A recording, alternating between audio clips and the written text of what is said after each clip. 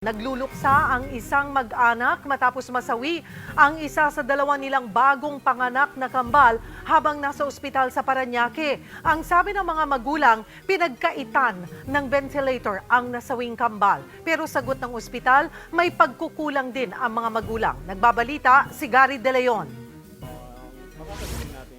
Nitong Lunes, February 8, nang isugod sa ospital ang 7 buwang buntis na si Jerlyn Semana dahil sa biglaang panganganak. Babae at lalaki ang kambal na isinilang niya, pero kinabukasan, pumanaw ang babaeng sanggol. Sinisisi ng mag-asawa ang ospital dahil hindi raw binigyan ng ventilator ang kambal kaya nasawi ito. Kasi po hinihingian po nila kami ng 18. Noong una po, 6,000 para daw po sa ventilator. Ngayon po, pinakiusapan po namin na kung pwede po sa PhilHealth na nang ipasok. Ang sabi po nila, gusto daw po nila cash out.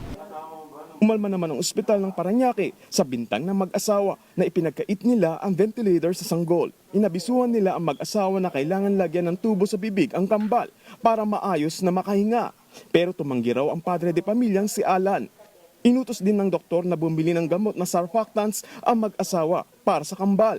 Pero hindi rin daw tumugon ang mag-asawa dahil aabot halos 18,000 pesos ang presyo ng gamot na gagamitin sa kambal. Iginiit din ng ospital na hindi sakop ng kanilang kapasidad ang pangangailangan sa premature birth dahil level 1 district hospital lamang sila.